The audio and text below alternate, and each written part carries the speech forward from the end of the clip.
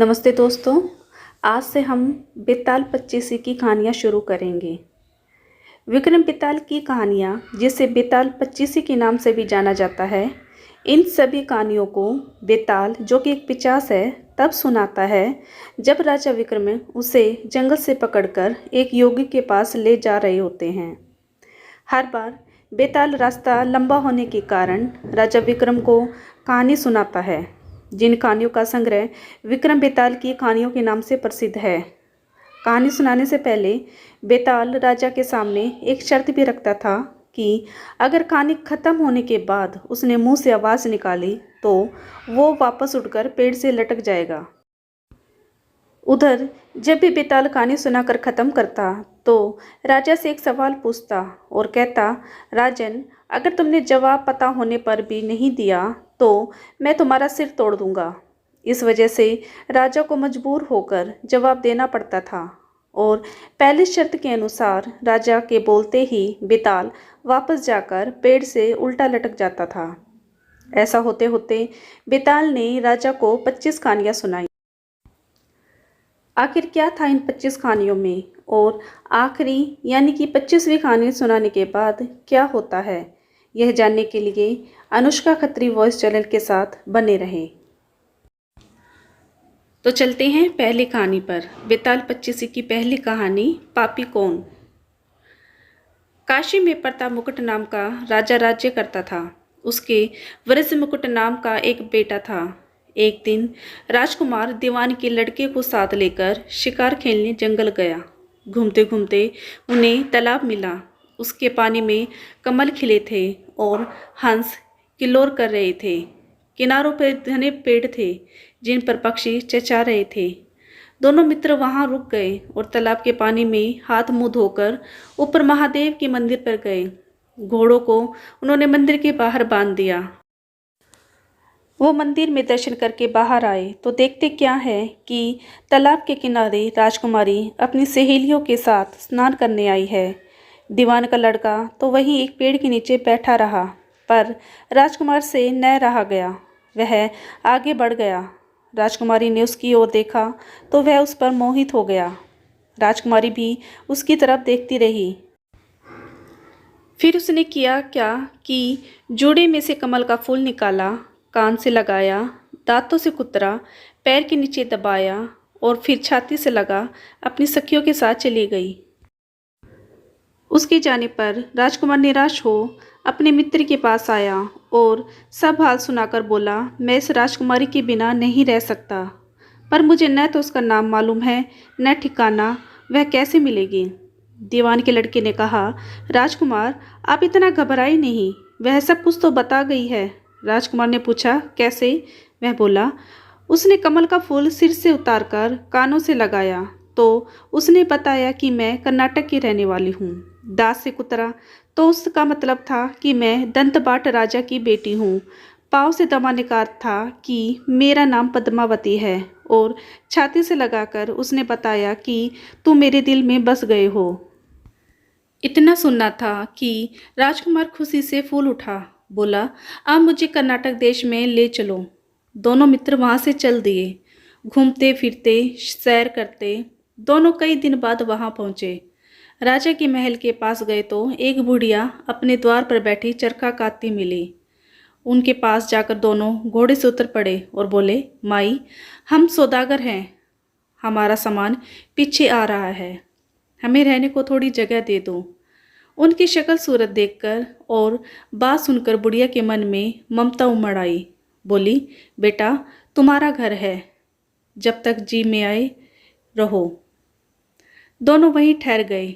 दीवान के बेटे ने उससे पूछा, माई, तुम क्या करती हो, तुम्हारे घर में कौन कौन है, तुम्हारी गुजर बसर कैसे होती है। बुढ़िया ने जवाब दिया, बेटा, मेरा एक बेटा है जो राजा की चाकरी में है। मैं राजा की बेटी पद्मावती की दाई थी। बूढ़ी हो जाने से अब घर में रहती हूँ। राजा खाने पीने को दे जाता है। दिन में एक बार राजकुमारी को देखने महल में जाती हूँ। राजकुमार ने बुढ़िया को कुछ धन दिया और कहा, माई, कल तुम वहाँ जाओ तो राजकुमार से कह देना कि जेठ सुंदी पंचमी को तुम्हें तालाब पर जो राजकुमार मिला था वह आ गया है। अगले दिन जब बुढ़िया राजमहल गई तो उसने राजकुमार का संदेशा उसे दे दिया। सुनते ही राजकुमारी ने गुस्सा होकर हाथों में चंदन लगाकर उसके गाल पर तमाचा मारा और कहा, मेरे घर से निकल जा।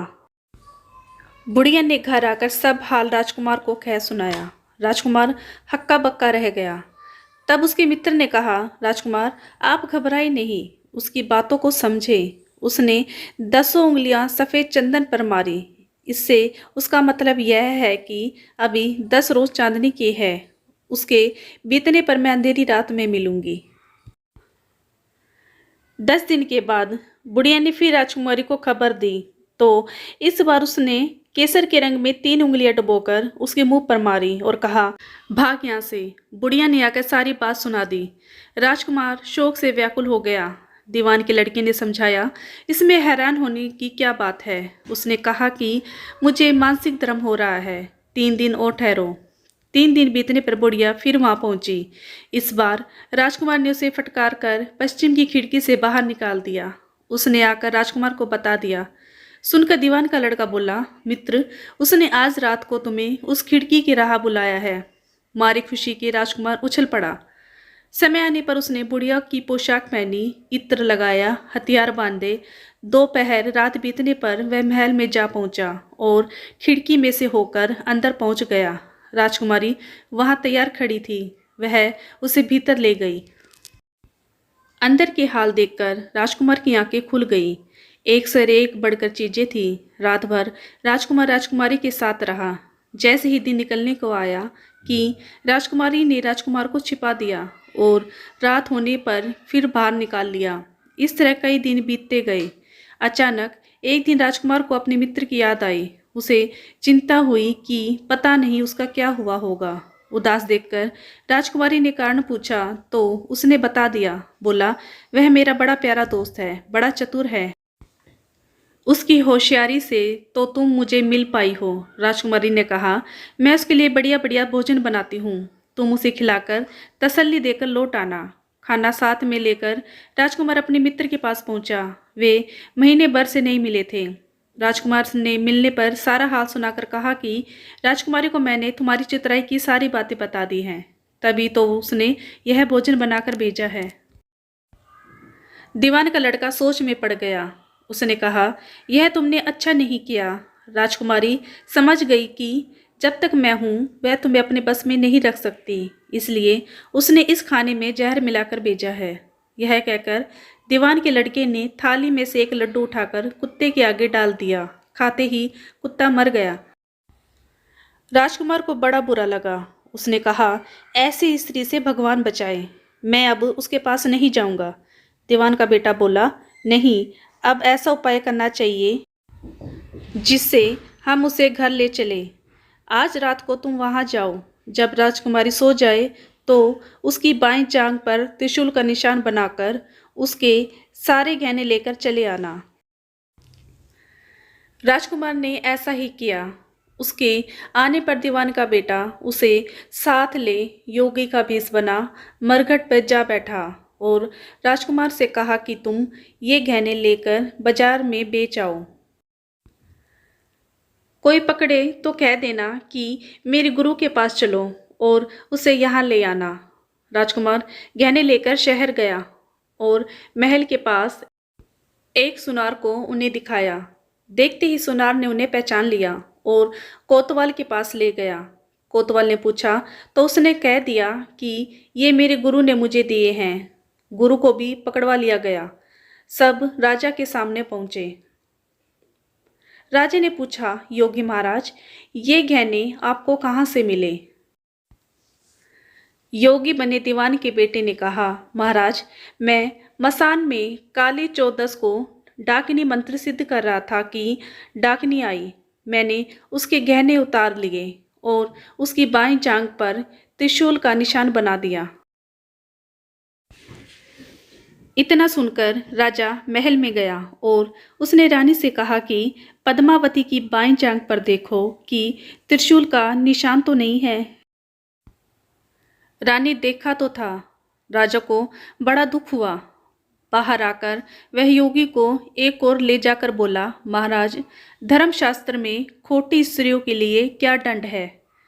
योगी ने जवाब दिया, राजन, ब्राह्मण, गऊ, स्त्री, लड़का और अपने आश्रय में रहने वाले में से कोई खोटा काम हो जाए तो उसे देश निकाला दे देना चाहिए। यह सुनकर राजा ने पद्मावती को डोली में बिठाकर जंगल में छुड़वा दिया। राजकुमार और दीवान का बेटा तो ताक में बैठे ही थे। राजकुमारी को अकेली पाकर साथ ले अपने नगर में लौट आए और आनंद से रहने लगे। इतनी बात सुनाकर बेताल बोला, राजन, यह बताओ कि पाप किसको लगा है? राजा ने कहा, पाप तो राजा को लगा। दीवान के बेटे ने अपने स्वामी का काम किया। कोतवाल ने राजा का कहना माना और राजकुमार ने अपना मनोरथ सिद्ध किया। राजा ने पाप किया जो बिना विचारे उसे देश निकाला दे दिया। राजा का इतना कहना था कि बेताल फिर से उसी पेड़ पर जा लटका।